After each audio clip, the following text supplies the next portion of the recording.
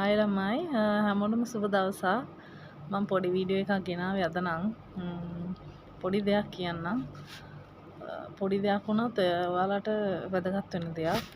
ළමයි මේ මම කිව්වනේ මෙහි ඇවිල්ලා කම්මැලි වෙලා නම් බෑ. උදේම නැගිටලා CV 30ක් 40ක් 50ක් විතර අඩුම print කරගෙන ඔයාලා රස්සා හොයන්න මේ පාරට බහින්න ඕනේ.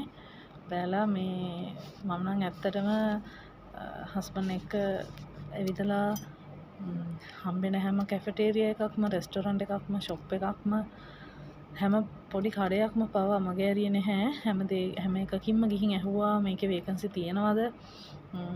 මොකද මේ එහෙම අහන්න තමයි ඇහුවොත් තමයි අපිට මේ ඇත්තටම දැනගන්න පුළුවන් වේකන්සි එකක් තියෙනවද නැද්ද කියන එක අපි try කරන්න ඕනේ. අපි උත්සාහය කරේ නැත්නම් අපිට දේවල් ලැබෙන්නේ නැහැ. අනිත් එක මම අත්දැකීමෙන් දන්න දෙයක් තමයි ලේසියෙන් මට නම් ඇත්තටම ලේසියෙන් දෙයක් ලැබෙන්නේ නැහැ. පහසුවෙන් ලේසියෙන් ලැබෙන්නේ නැහැ. උත්සාහ කරොත් තමයි දෙයක් ලැබෙන්නේ. ඒ නිසා මේ මම ඔයාලට අද කියන්න ආවේ මේ එහෙම උත්සාහ කරන කෙනෙක්ට ඉස්කෝල කලාප තියනවා කියන එක තමයි මම කියන්න ආවේ. මෙහි තියනවා ළමයි ලංකාව වගේ මේ ඈතින් ඈත නෙමෙයි මෙහි ඉස්කෝල තියෙන්නේ. මෙහි ඉස්කෝල තියෙන්නේ මේ කලාප විදිහට. ඒ කියන්නේ මේක ප්‍රදේශයක කලාපක ඉස්කෝල 20 30 වගේ ඒ වගේ ලොකු ගාණක් තියෙනවා ළමයි. එතකොට අපිට අර print කරන CV 30 40ම අරගෙන උදේම ළමයි යන්න ඕන 7:00 8:00 විතර ඉස්කෝල පටන් ගන්නවා. එතකොට මේ අපි උදේම ගිහිල්ලා ඒ CV ටික දීලා අපි අහන්න ඕන සිකියුරිටි එකෙන් රිසෙප්ෂන් එකෙන් HR එකෙන් ඔය තුනෙන් ඕන එකකට අපිට යන්න පුළුවන්. ගොඩක් වෙලාවට සිකියුරිටිලා මේ එතනින්ම CV එක ගන්නවා. එහෙම නැතුව ඇතුළට යන්න පුළුවන් අවස්ථාවක් තියෙනවා. එහෙම වෙලාවල් අපි මග අරින්න හොඳ නැහැ. ඇතුළට යන්න පුළුවන් නම් HR අතරම CV එක දෙන්න පුළුවන් නම් රිසෙප්ෂන් එකට CV එක දෙන්න පුළුවන් නම් ඇත්තටම අපිට chance එක වැඩි. සිකියුරිටි එකෙන් නවත්තන්න එපා. බැරි තැන්වලදී විතරක් සිකියුරිටි එකට CV එක දීලා එන්න.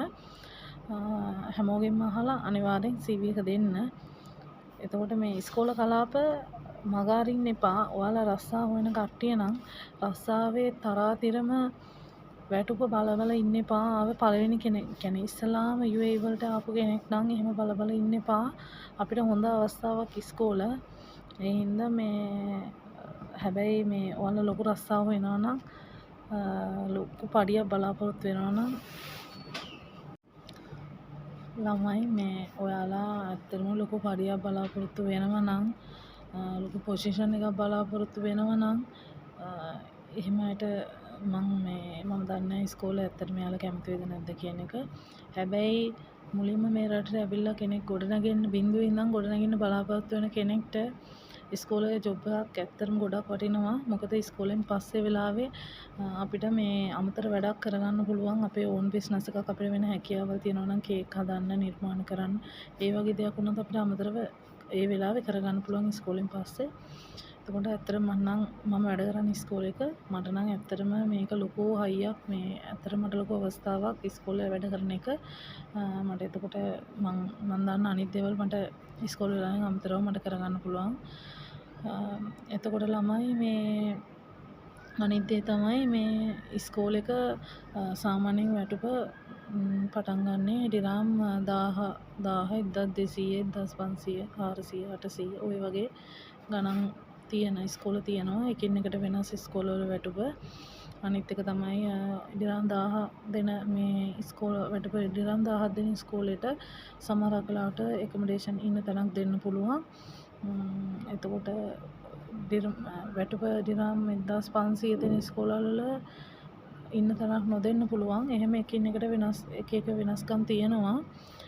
මම කියන්නේ නම් බිඳුවෙන් පටන් ගන්න කෙනෙක් අපේ ලංකාවේ මේ වැටුප දැන් ලංකාවේ මිනිස්සු කියයි ලංකාවේ දැන් ගන්න පුළුවන් නේ 50000 60000ක් පඩිය. මෙහි මේ ඩිරාම් 1000ක් කියන්නේ ඇත්තටම 82කින් වැඩි කරොත් 82000යි මේ ලංකාවේ සල්ලි වලින්. එතකොට 82000ක් අරන් කොහොමද කියලා කියයි. ඒක ඇත්ත වුණත් අපිට මුලින් ඉඳන් ගොඩ නැගෙන්න ඕන නම් ඒකත් අපිට ලොකු දෙයක් කියන එක හිතන්න. අනිත් දේ තමයි මේ රටේ වීසා නැතුව ඉන්න බෑ. ගොඩක්ම වැදගත් දේ තමයි වීසා එක.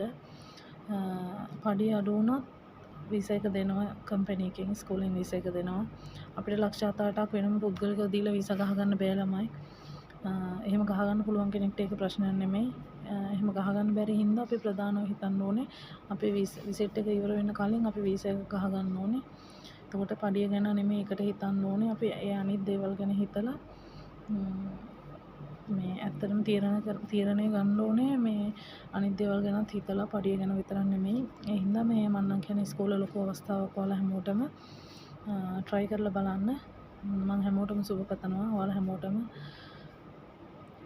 කැමති රස්සාවක් ලැබෙන්න ඕනේ. ඒ වගේම මේ ඉක්මනින් ඔයාලගේ වීසා එක ඉවර වෙන්න කලින් ආපු දා ඉඳන් try කරලා මේ ඉක්මනින් රස්සාවක් ලබා ගන්න පුළුවන් වෙන්න ඕනේ කියලා මම හැමෝටම ප්‍රාර්ථනා කරනවා.